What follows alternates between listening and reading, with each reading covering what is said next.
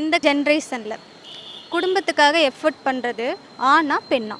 என்ன சொல்றீங்க? பசங்க இல்லையா? என்னடா பொசுக்குன்னு மலையாளம் பேசிவிட்ட? அப்படியே சொல்ல முடியாது. அவங்களுக்கு வந்து ஒரு வேலைக்கு போகணும், சம்பாதிக்கணும் அவ்வளோதான். ஆனால் நாங்கள் எவ்வளோ விஷயம் பண்ணுறோம், சமைக்கிறோம், துணி துவைக்கிறோம், எல்லாம் ஹவுஸ் ஹோல்டு எங்கள் கையில் தான்க்கா இருக்கு. ஓ, நீ அப்படி வரியா? இவ்வளோ விஷயம் அது பண்ணுறோம். சில பேரெல்லாம் வந்து ஆஃபீஸ் போயிட்டு வந்து வேலைகள் செஞ்சுட்டு நிறையா ஒர்க் இருக்கிறவங்களும் இருக்காங்க.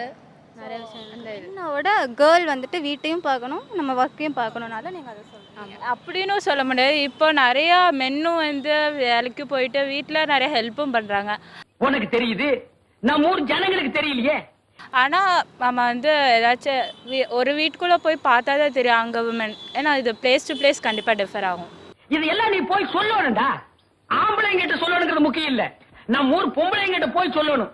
சில ஃபேமிலியில் வந்து இப்போ கேர்ள்ஸும் இருக்காங்க, அவங்க ஃபேமிலியை பார்க்குறதே அவங்களா தான் இருக்கும். நீ நல்லா வருவடா குண்டு பையா, நல்லா வருவ.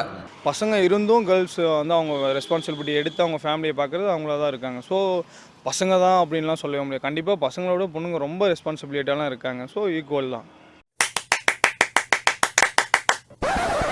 நீங்க அது பசங்க தான் அது பசங்க தான் பொண்ணுங்களா இல்ல? ஏன்னா 18 கிராஸ் பண்ணிட்டாலே அதுக்கப்புறம் தான் காலேஜ் முடிச்சோடனே ஒரு ப்ரெஷர் வந்துடும், ஃபேமிலி ப்ரெஷர். சிஸ்டர் இருந்தாங்கன்னா அவங்களுக்கு மேரேஜ் பண்ணணும். கரெக்டாக பேசுகிறான்டா அவன். நான் கூட சரியாக நல்லா பேசுகிறான்டா. அதுக்கப்புறம் நம்ம வீடு வாங்கணும், அது வாங்கணும்னு கொஞ்சம் நம்ம பர்சனலாக போக வேண்டியதாக இருக்கும். அப்போ நம்ம பசங்களால் ஜாலியாக அதெல்லாம் என்ஜாய் பண்ணவே முடியாது. ஸோ நம்ம பசங்க தான் ரொம்ப கஷ்டப்பட்டு ரொம்ப ஃபீல் பண்ண வேண்டியது அவங்க தான். இவ சாதாரணமான ஆள் இல்லை சாமி, வேற இவ ரத்தத்துலையோ நரம்புலையோ வேற ஏதோ ஒன்று ஊறி கிடக்கு.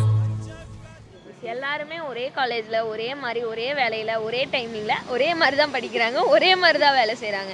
ஸோ வந்து ஈக்குவல் ரெஸ்பான்சிபிலிட்டிஸ் தான் என்னை பொறுத்த வரைக்கும் இருக்குது. என்னென்ன அங்கேயே பார்த்துக்கிட்டு இருக்கீங்க? இல்ல நம்மளோட அதிகமா அவங்க தான் சம்பாதிக்கிறாங்க, இல்ல பெண்ணு தான் சம்பாதிக்கிறாங்க, கஷ்டப்படுறாங்க. பசங்க வீட்டில் இருந்துட்டு பொண்ணுங்க வேலைக்கு போய் காப்பாற்றுறதும் இருக்குது, பொண்ணுங்க வீட்டில் இருந்துட்டு பசங்க வேலைக்கு போய் காப்பாற்றுறதும் இருக்குது. அது எதையுமே நம்ம டிசைட் பண்ண முடியாது. இருக்கிற பொண்ணுகளையே சமாளிக்க முடியல, இவளை வேற எப்படி சமாளிக்க போறேன் தாண்டா பார்த்துக்கிட்டு இருக்கேன். ஒரு ஆண் அப்படின்னா அவனோட லைஃப் ஃபிசிக்கலாக மெச்சூர் ஆகிறதையும் தாண்டி மென்டலாக மெச்சூர்ன்றதை அவன் எப்போ புரிஞ்சுக்கிறானோ அதுக்கப்புறம் அவனோட லைஃபே மாறிடுது.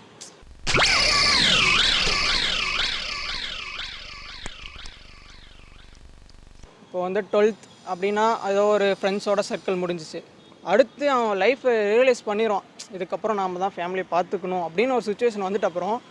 ஆனால் அதே மாதிரி எல்லா பசங்களும் வர மாட்டாங்க. காலேஜ் லைஃப்னு வரும், அந்த இடத்த அவன் என்ஜாய் பண்ணுவானா இல்லை ஃபேமிலிக்காக வந்து எஃபெக்ட் போடுவானா, அந்த இடத்துல தான் மேக்ஸிமம் இப்போ பசங்கனாவே அதிகபட்சமாக அந்த நிலைமையில தான் இருக்காங்க.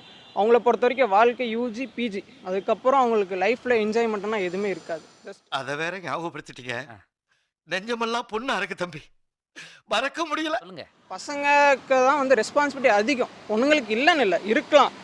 ஃபிசிக்கலாகவே வந்து பசங்கன்னா ஹார்ட், பொண்ணுங்கன்னா சாஃப்ட், அந்த நிலைமையில இருக்குது. எங்கள் ஈக்குவல் ப்ரியாரிட்டினா இருக்குது. நீங்கள் வேலைக்கு போகலாம் போக வேணாம் அது இல்லை, ஆனால் கட்டாயமாக வேலைக்கு போகிறது பெண்களா ஆண்களான்னு ஒரு வார்த்தை வந்து ஆண்கள் தான் போய் ஆகணும். இதுதான் உண்மை. யார் சாமி இவன்? எங்கிருந்து வந்திருக்கான்? 10 மடங்கு இருக்கான், ஒண்டி ஆளா நின்று தட்டுறான். நானும் மென்னுக்கு தான் சப்போர்ட் பண்ணுவேன். நான் மென்னுன்றதுனால இல்லை, அதான் உண்மை. நாங்கள்லாம் வந்து இவன் சொன்ன மாதிரி தான்.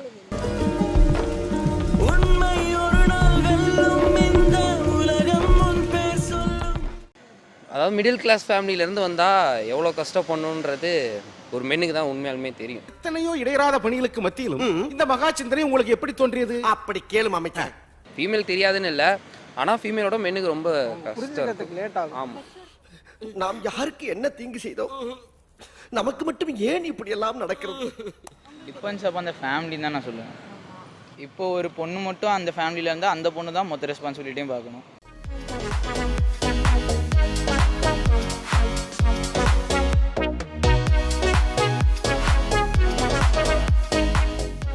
பையன் மட்டும் இருந்தால் அந்த ரெஸ்பான்சிபிலிட்டி தான் மொத்த பேர் பார்க்கணும்.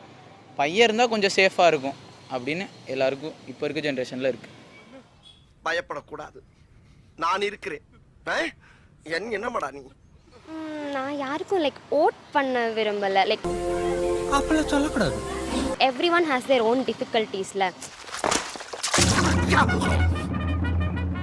ஒருத்தவங்களுக்கு அவங்க செய்கிற அந்த ஒரு சின்ன விஷயம் கூட அவங்க பாயிண்ட் ஆஃப் வியூலேருந்து அவங்களுக்கு ஒரு பெரிய ஸ்டெப்பாக இருக்கணும். ஆனா இது புதுசா இருக்குண்ணே, புதுசா இருக்கு. மென் விமென் அது மென் விமென் என்ன சொல்கிறது அந்த மாதிரி டிவைட் பண்ணாமல் எல்லா பர்சன் எவ்ரி இண்டிவிஜுவல் போடுற எஃபோர்ட்டும் அவங்களுக்கு சாட்டிஸ்ஃபை ஆகுற வரைக்கும் இட்ஸ் ஓகே. எஃபோர்ட் போடுறது 2 பேருமே தான் போடுறாங்க, பாய்ஸ் அண்ட் கேர்ள்ஸ் 2 பேருமே தான். ஆமாம் சாமி 2 பேரும் இது பண்ணால் தான் லைஃப் சமாளிக்க முடியும். சூதுவா தெரியாம வளர்ந்துட்டு என்ன பண்ண சொல்றீங்க? சூதுவாது தெரியாதா? அப்படிலாம் இருக்காதயா, ஏமாத்தி விடுவாங்க. பாய்ஸ் எப்பயும் எஃபர்ட் போட்டு தான் ஆகணும். கேர்ள்ஸ் இப்போ போடுறாங்க, அதனால ஓகே 2 பேருமே தான் போட்டாகணும். ஓ அப்படியா விஷயம். ஒரு நிமிஷம். வந்து 2 பேருமே அப்போ இருந்த காலத்தில் ஒரு ஆள் சம்பாரிச்சாவே போதும். இன்றைக்கி இருக்கிற ஜென்ரேஜன்லாம் ஒரு ஆள் சம்பாரிச்செல்லாம் பார்த்தாது, 2 பேரும் சம்பாரிச்சுட்டாங்க. அப்போஸ் குளுக்கோஸ் அப்போஸ்ங்க, அப்போஸ்னா ஆமான்னு அர்த்தம். அன்றைக்கி இருக்கிற காலத்தில் கொஞ்சமாக சம்பாரிச்சாவே அதை வச்சு மெயின்டைன் பண்ணலாம். இன்றைக்கி 50,000 1 லட்சம் சேர்ந்தால் கூட மெடிக்கல் வாழ்க்கை தான் வாழ முடியும். இன்றைக்கி வந்து பொருளாதாரம் எல்லாமே விலையேறி போச்சு. என்ன இவ்வளவு விஷயத்தை சொல்றீங்களே, யாருன்னு நீங்க? அதனால் வந்து வாழ்க்கையில் வந்து இன்றைக்கி 2 பேருமே சம்பாதிக்கணும். சம்பாதிக்கலன்னா இன்றைக்கி முடியாது. ராசா இப்ப தாண்டா என்ற மனசு குழுகுழுன்னு இருக்கு.